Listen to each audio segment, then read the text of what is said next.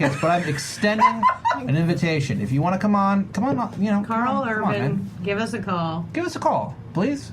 We'll talk about that failed iRobot series he had on Fox there for a second. We can talk about it if you want. Earlier we were talking about scary movies and scary books and stuff like that. Mm-hmm. I watched this one on Netflix, and it was called... What the fuck is it called? Like, Listen or... It's about a deaf girl. Or? Nope, it's just a horror movie about a deaf girl who gets... Some guy comes to her house to try to attack her. Yeah, I know what you're talking about. Yeah, that's a relatively newer one. I don't know what it's called, but I know what you're talking about. Anyway, sorry, listeners who are all going like, that's what the fucking name is. Anyway, Well, sorry we're not all as smart as you guys. Sorry we're not all fucking perfect, sitting in your ivory tower, judging Amy and Pat Dean. When I saw the How dare you. when I saw this movie, the guy wears a mask halfway through. Like you're talking about that guy who wears a mask. So you're like, oh, I don't know what he looked like. I would have been happier in this movie if the guy had kept his mask on, but halfway through the movie, the character decides to take the mask off. I don't know why, just because he wants to be a dick or whatever. Uh-huh. But the actor who plays the horror film guy is a guy that I've definitely seen in like some sort of teen drama, like the OC or something like that. I have no idea what I saw him in, but his face was so like fresh-faced OC kid that as soon as he took the mask off, I was like, well, I'm no longer afraid. I've stopped being afraid. We were kind of like, this fucking guy. Yeah, I was like, yeah, go ahead and try to murder me. That almost happened in the movie Seven. Huh. Because a lot of people don't remember this, is that Kevin Spacey wasn't billed in that movie. No one knew he was in that movie until you went to go see it. This is before the internet where everyone knew everything. So you're just watching this movie, then halfway through, fucking Kevin Spacey shows up. You're like, what is this all about? Oh, you're the bad guy. Oh, crazy, Kevin Spacey. It's a weird thing. So sometimes it works, sometimes it doesn't. I feel like it worked pretty well for Seven, though. Was that before or he's good after? at creepy. Was he in Usual Suspects before that or after? I don't know. Yeah, that was way probably before. yeah. Oh, well, I'm just saying because he was like the main asshole in that. Yeah. Yeah, but I've never seen it. But like you never seen which one? Seven Usual or Usual Suspects. Suspect? You've seriously never seen Usual Oh, okay. It's been ruined for me. I was like a child when it came out, and I know how it ends. Kaiser It's a great. I mean, it's not like we're talking about now where he's wearing a mask and then all of a sudden you're like, oh, that's the guy. No, he's talking throughout the entire thing. So like you meet the character throughout the whole situation. And like when they were shooting it, like all the actors thought they were Kaiser Soze. So, like, they all acted thinking that they technically will be. Oh, that's an interesting detail I didn't know about it. It's fun to, like, go back and see that, because literally they all kind of, like, act with this sort of smugness. Oh, like the director, like, secretly told them all, like, you're the one, the one, and then they, like, acted like they were real bad. Oh, that's super fun. Let me ask I you like something. that. That's fun. You lying to me right now? No, I'm not. You looking me in the face and you're lying to me? No. I guessed on your program? Like, I would just... That's how you treat the I guests. should just do that. That would just be be fun to just come up with like facts that sound like they probably are true. You know. I feel like most people do that. So who gives a shit? Sometimes I think that I've listened to our past episodes sometimes, and we are like having a discussion where we are sure that something is true, and then I like Google the thing that we're talking about, and we're so wrong, and I love it. I love those. No, I'd actually prefer you be wrong. Like, go ahead, tell us something totally insane. That's really that happened on our way to New Orleans. We were talking about some like Facebook status that we saw, and we all remembered it differently, and we all remembered it incorrectly, and we were in like a 20-minute conversation before I decided, no, I'm going to see what it is. We were all wrong. We were all terribly, terribly wrong. This is how history happens, guys. This is how the news happens. That story is an example of everything. Every bit of information you've ever heard is some asshole who's drunk telling you a story. Yeah. That's what it is. Well, we weren't drunk.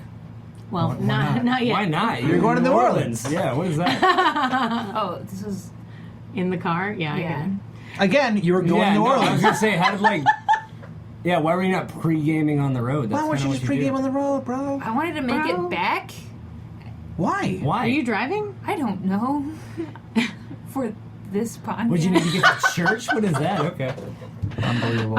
So Pat, usually when we get guests in, I mean, entertaining guests like you, we generally just chat and figure out what's going on. Yikes. But since you are new to us and we are kind of new to you, I figured I would tell you sort of what we talk about. Like the idea of the podcast is just about people who do comedy or performance like in their life, and then like what that means to them, like how they plan on doing it. Well, I will say when I was driving over here, I was like, I should probably listen to this podcast to kind of get a feel of what it is. Sure. So I put one on. It was my friend who is a tortured soul named Lisa.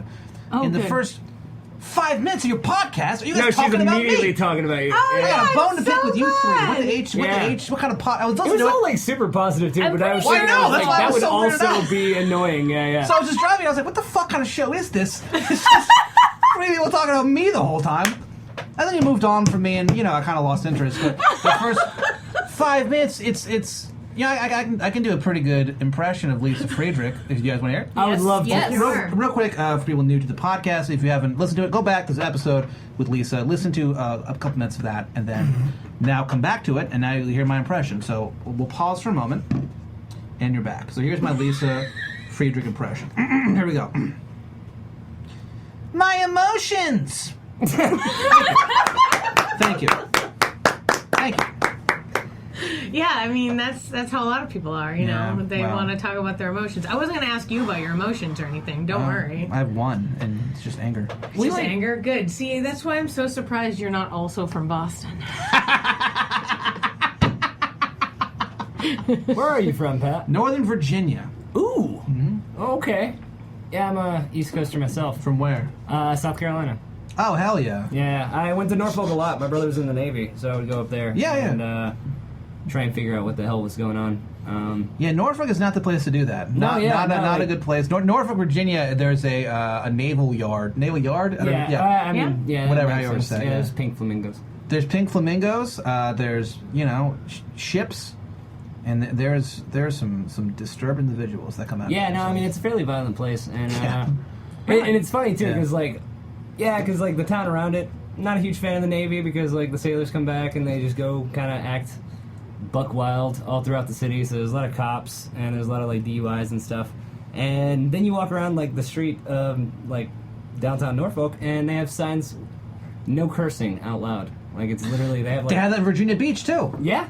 Here's the deal. In Virginia Beach on the boardwalk, they have what you're talking about, the no cursing signs. You can tell that's what the sign is for because they'll have, a hashtag, Like an ampersand. an ampersand, just the classic cursing censor Like in a things. cartoon. And then they do a line through, like they're the Ghostbusters or whatever. It's very strange. I don't even know how. What would you do? Who's enforcing it?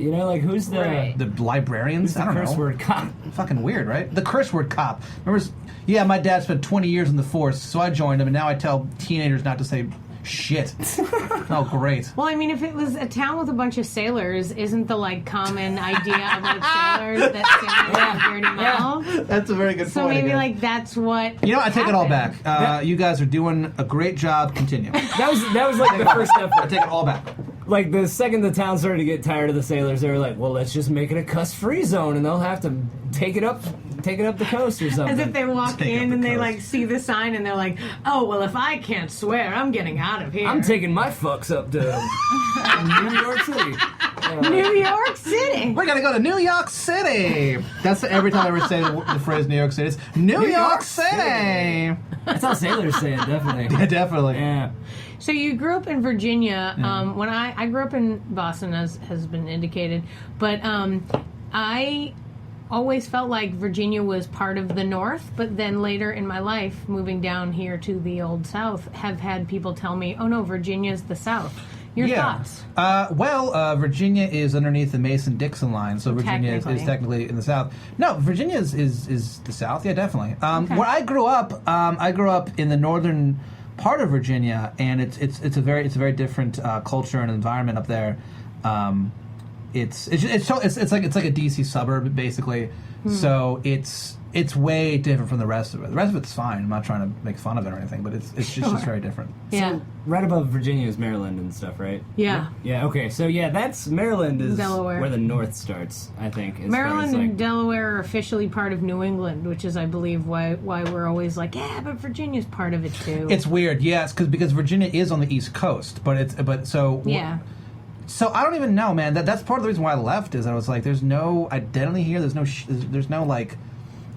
It's a weird transitionary kind of like part of the East Coast where it's like Real weird, man. yeah, like the accents change like dramatically from Yeah. like the bottom of Virginia to the top of it, and yeah, it kind Because people from all over America moved to Northern Virginia to work in D.C. of, okay, yeah. So, like, my parents aren't from there. Most of my friends' parents aren't from there. They moved there, and that's why we don't really have Southern accents. We just kind of sound, handsome.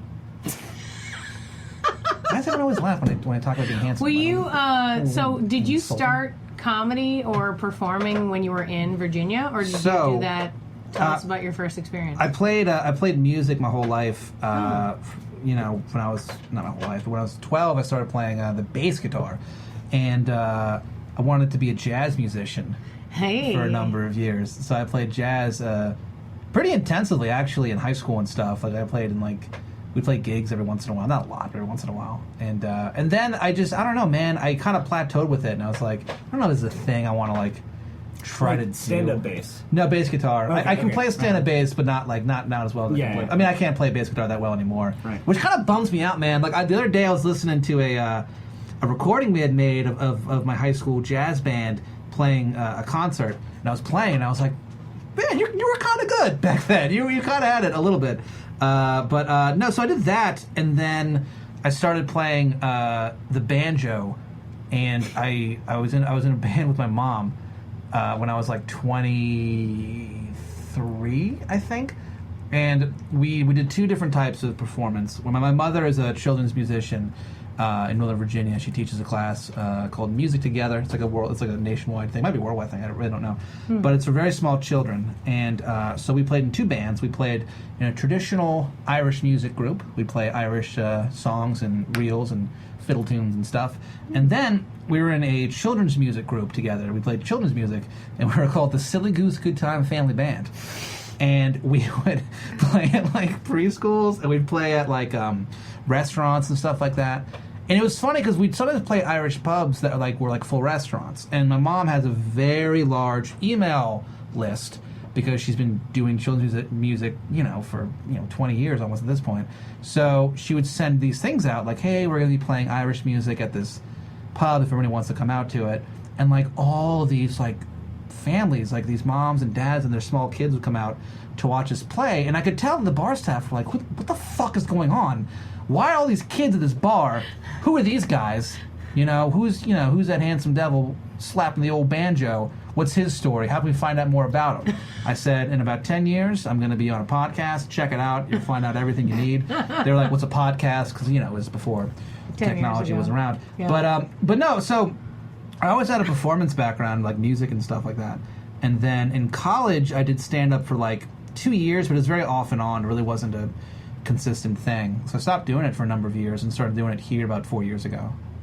So, yeah. Where'd you go to college? UT or? Virginia Commonwealth University. Oh, right on. And then you moved to Austin after college? Yeah, so I was in college there, and then I moved back home, and I wasn't really doing anything. I was working at a bookstore, and I would teach music, and I would substitute teach and shit like that. I wasn't really doing anything. Sure. And then my buddy James, you guys all know James.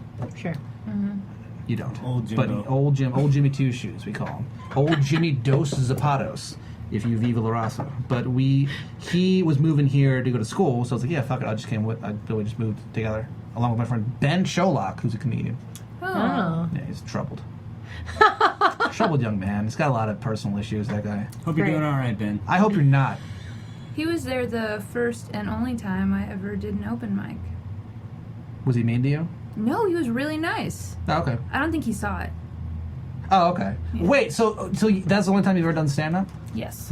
Well, It was at Beerland, hosted by Chris Cubis.